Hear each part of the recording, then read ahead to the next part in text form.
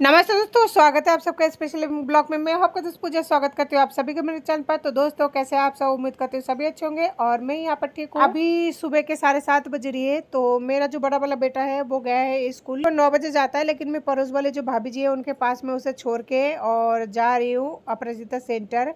Actually कल रात को कॉल आया था हमारे पास कि मतलब कुछ डिस्कस करना है, और उसके बाद उनको मतलब आधार कार्ड मंगवाया था। मैंने फ़ोन किया था मैडम को, तो उन्होंने बोला आधार कार्ड और एक फ़ोटो देके जाना, और साथ ही कुछ डिस्कस भी करना है। तो इसलिए जा रही हूँ, मतलब बाबू को लेके, छोटू को लेके। तो देख सकते हैं हमारे यहाँ पे इस तरह की दोनों साइड में जंगल और बीच में ये पगडंडियाँ है। और मैं जहाँ रह रही हूँ देख सकते हैं चारों तरफ जंगल है और बीच में फ्लैटें बनी हुई है। और फ्लोराइड की वजह से नीचे की जो फ्लैट है या फिर ऊपर की जो फ्लैटें है ना, पूरे फ्लैटों में से है ना बजरी वगैरह झरने लगे हैं। अब मकान है ना बिल्कुल ढांचा सा बन रहा है अपने आप में। तो देखिए, ये ज़्यादा दिन भी नहीं हुआ, अभी बनाई थे, मतलब 10-12 साल में है ना मकान बिल्कुल खोखला सा होने लगी है। लेकिन क्या करें, जो लोग रह रहे हैं तो उनको ऐसे ही रहना पड़ता है। और जिनका खुद का मकान में वो भी रिपेयरिंग नहीं करा रहे हैं, क्योंकि मकान का इतना ज़्यादा बजट हो रहा है कि मतलब अगर रिपेयरिंग और करवा दे तो और ज़्यादा हो जाएगा पैसा। लेकिन है ना, जब बेचते हैं ना तो उसे आधी कीमत भी नहीं मिलती, इसलिए सब ऐसे ही रह रहा है। और ज़्यादातर यहाँ पे मज़दूरी जो करते हैं वही लोग रहते हैं, तो मैं भी तो मज़दूरी में ही आती हूँ। तो देखिए, हमारे यहाँ से बस तक जाने के लिए बहुत दूर का मतलब पैदल जाना पड़ता है, यानी बहुत सारे बिल्डिंगें क्रॉस करके आना पड़ता है। ऐसा भी कह सकते हैं मतलब 2 किलोमीटर तो आराम से पड़ जाते हैं। तो देखिए, फाइनली वहाँ तक मैंने मतलब क्रॉस कर लिया 2 बिल्डिंगें तो। और ऊपर बादल छाई हुई है, ऐसा लगता है बरसात होने वाली है, लेकिन मैं कुछ भी छतरी वगैरह नहीं लाई हूँ। अंधेरा सा मतलब साया हुआ है, जबकि अभी सुबह सुबह का टाइम है। देखिए, और फाइनली हम यहाँ पे पहुँच गए थे बस में, और बस बिल्कुल पूरी खाली थी। और मैं और छोटू जो है सामने बैठ गए, क्योंकि उतरने में थोड़ी सी आसानी होगी अगर भीड़ ज़्यादा होगा तो। लेकिन मौसम बरसात का है, इस वजह से हो सकता है भीड़ कम हो। तो आज जाना ज़रूरी इसलिए है क्योंकि वैसे भी कोर्ट कचहरी में बहुत ज़्यादा टाइम लग जाता है। अगर आधार कार्ड और फ़ोटो दे के आऊँगी ना, तो जो भी प्रोसेस होगा तो उसमें भी 1-1.5 महीने लग जाएगा। तो इस वजह से जितना जल्दी कोई भी डेट पड़ता है, तो कोर्ट का मामला ऐसा है कि चले जाना ही बेहतर है मेरे हिसाब से, ताकि काम है ना आगे से आगे चल जाए। वैसे भी लोग कहते हैं कि है ना, कोई भी कोर्ट कचहरी में जाते हैं तो 15-20 साल लग जाता है। और पता नहीं मुझे कितना टाइम लगेगा, मुझे ये तो नहीं पता, लेकिन सोच के दिल बहुत ही घबराते हैं।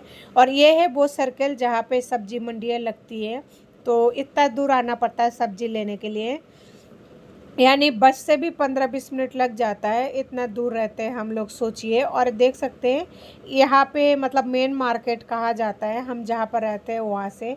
तो इस तरह की मतलब बना हुआ है दुकान वगैरह, यानी सिटी में भी मतलब गांव टाइप का है, कुछ मतलब ख़ास नहीं है। या फिर ऐसा भी कह सकते हैं कि ये है ना आउटसाइड पड़ जाता है। देखिए, छोटे छोटे थड़ी या फिर दुकानें वगैरह कुछ दूर दूर तक हैं। तो हमें इस तरह से सामान लेने के लिए आना पड़ता है। मतलब पति पत्नी रहते तो उसमें तो कोई दिक्कत नहीं होता, और अगर खुद का साधन होता है ना तब भी दिक्कत नहीं होती। लेकिन बच्चों के साथ है ना मुश्किल हो जाती है। जैसे एक बच्चा स्कूल चला गया तो दूसरे बच्चे को लेकर मैं जा रही हूँ अपराजिता सेंटर। तो बस से उतर गई थी और बैठ गए थे हम यहाँ पे टोटो में। तो देखिए, टोटो में भी है ना कोई नहीं है, बस हम दोनों ही थे माँ बेटे। और टोटो वाले पानी लेने के लिए उतर गए थे। और हमारे वहाँ से अगर जयपुरी हॉस्पिटल के लिए ऑटो करते हैं तो हमें कम से कम 175 रुपये देने पड़ते हैं। और इस तरह से टुकड़ों में जाते हैं, मेहनत होती है, लेकिन अगर टाइम होना तो इस तरह से जाना ही बेहतर है। थोड़ा परेशानी तो होना पड़ता है, लेकिन है ना 50 रुपये में काम चल जाता है। टोटो वाला 20 रुपये ले रहे थे और 20-25 रुपये बस वाले ले रहे थे। लेकिन ये है कि 2 घंटे के लिए मैं सोनू को छोड़ के जा रही हूँ, यानी स्कूल में देख लीजिए 2-3 घंटे का टाइम लग जाता है बच्चों को।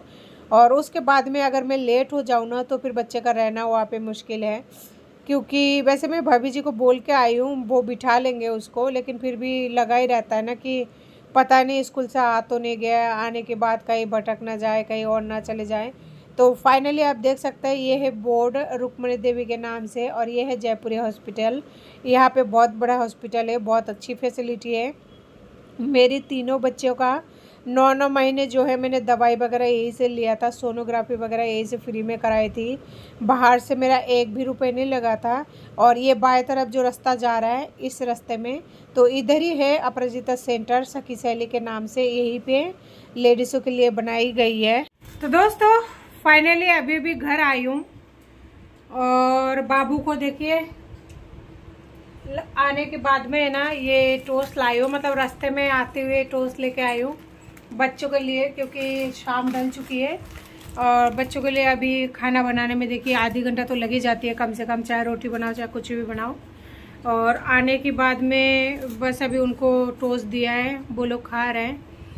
कोर्ट कचहरी का जो चक्कर है ना, मैं तो कहती हूँ किसी दुश्मन को भी भगवान कभी ये कोर्ट कचहरी का चक्कर है वो ना लगवाए, क्योंकि बहुत ही एक तो लंबी चक्कर हो जाती है लोगों की, है ना, कई सालें निकल जाती है और लाइफ निकल जाती है। बहुत ही गंदा जो होता है ना कंडीशन, कोर्ट कचहरी में अगर जाओ तो ऐसा मान लो कि बहुत लंबा प्रोसेस चलता है, बहुत ही खराब लगता है। अभी तक मेरा कुछ भी नहीं हुआ है, देखिए 10 जनवरी से भग रही हूँ और अभी तक कुछ भी नहीं हुआ है और पता नहीं कब तक होगा कब तक नहीं हुआ। अभी तक तो मेरा जो मामला है वो कोर्ट तक भी नहीं पहुँचा है। तो इसी मतलब कोर्ट की सिलसिले में कुछ फॉर्म वगैरह भरने के लिए बुलाए थे मुझे वहाँ पे, जो अपराजिता सेंटर है वहाँ गई थी। तो वहाँ पे जिनसे मेरी मुलाकात हुई, यानी जो पुराने हैं वो तो मिले नहीं, नए स्टाफ थे, क्योंकि शाम की टाइम गई थी ना, तो इस टाइम तो नए स्टाफ है, तो इस वजह से फिर उनसे बात वगैरह की, आधार कार्ड की फ़ोटोकॉपी और एक फ़ोटो दे के आई हूँ। शायद आगे कुछ प्रोसेस करेंगे वो लोग इस वजह से। तो फाइनली देखते क्या होता है कब तक। अगर मैं अपनी जगह पे सही हूँ ना तो न्याय तो मिलेगा, उम्मीद तो है। और अपराजिता सेंटर वाले काफ़ी अच्छा काम करते हैं, देखते हैं आगे क्या होती है। मेरी किस्मत हमेशा से ही ख़राब है, अगर किसी काम के लिए जाती हूँ तो वहाँ तो फाइनली मतलब फ्लॉप ही हो जाती है, कभी सक्सेस नहीं हो पाती हूँ। और वो मेरे साथ वैसा ही होता है हमेशा। देखते हैं कब तक नसीब के भरोसे क्या होता है क्या नहीं होता है। और जहाँ तक मेरे बच्चों के हक की बात है, तो उनके हक के लिए मुझे कितनी साल लड़ना पड़े, कितनी साल झेलनी पड़े, मैं तैयार हूँ। और मैं यूं ही चाहे रात हो चाहे दिन हो, मैं कोर्ट कचहरी के चक्कर काटते रहूँगी, हार नहीं मानूंगी।